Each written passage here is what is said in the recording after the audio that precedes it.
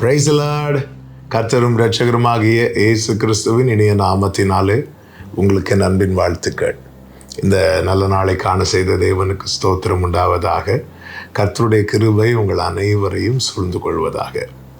2 நாளாகமம் 1வது அதிகாரம் 10வது வசனம்.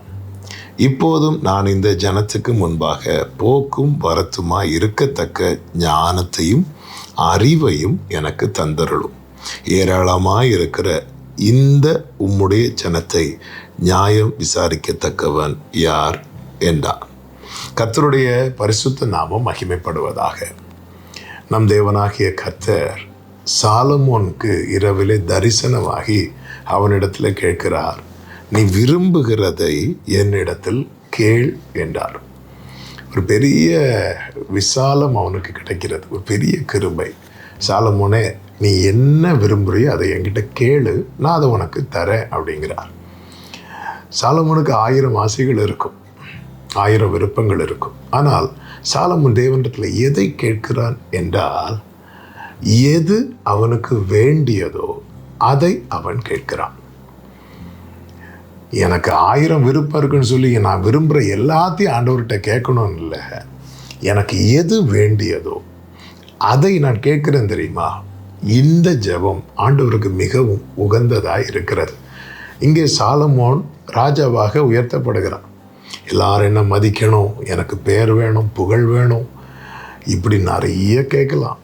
ஆனால் அதை கேட்காம என்ன ஒரு நிலையில் வச்சிருக்கிறீங்களே, அதில் நான் உண்மையாக செயல்படணும், அதில் ஞானமாக செயல்படணும், அது ஜனங்களுக்கு ஆசீர்வாதமாக இருக்கணும். எனவே எனக்கு என்ன தேவை?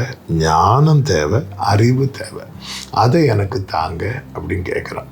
அடுத்த வசனத்தில் சொல்லப்பட்டிருக்கிறது, இந்த விருப்பம் உன் இருதயத்தில் இருந்தபடியாலும் நீ ஐஸ்வர்யத்தையும் சம்பத்தையும் கனத்தையும் உன் பகைஞரின் பிராணனையும் நீடித்த ஆயுசையும் கேளாமல் நான் உன்னை அரசாள பண்ணின என் ஜனத்தை நியாயம் விசாரிக்கத்தக்க ஞானத்தையும் விவேகத்தையும் நீ கேட்டபடியினாலும் ஞானமும் விவேகமும் தந்திருக்கிறதும் அல்லாமல் உனக்கு முன் இருந்த ராஜாக்களுக்காகிலும் உனக்கு பின் இருக்கும் ராஜாக்களுக்காகிலும் இல்லாத ஐஸ்வர்யத்தையும் சம்பத்தையும் கனத்தையும் உனக்கு தருவேன் என்றார்.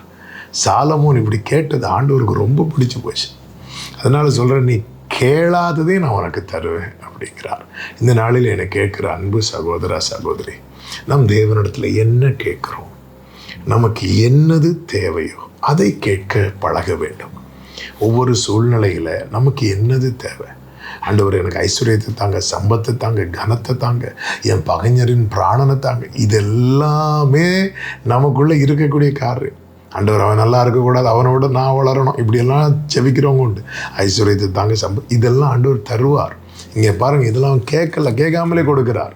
நமக்கு இன்னது தேவை என்பது அவர் அறிந்திருக்கிறார். நாம் கேட்குற காரணம் அந்த சர்வ வல்லவருக்கு முன்பாக நாம் வைக்கிற விண்ணப்பம் அவருக்கு உகந்ததாய், அவருக்கு பிரியமாய் இருக்கும்படிக்கு நாம் வேண்டியதை கேட்டு பெற்றுக்கொள்வோம். நம்முடைய ஓட்டம் வெற்றியாக இருக்கும். கர்த்தர் அப்படியே நடத்துவாராக. ஜெபிக்கலாமா? எங்கள் நல்ல தகப்பனை, இரக்கமுள்ள தேவனே, உம்மிடத்திலிருந்து வேண்டியதை கேட்டு பெற்றுக்கொள்ள எங்களுக்கு கிருபை தாரும். இயேசுவின் நாமத்தில் பிதாவே, ஆமென்.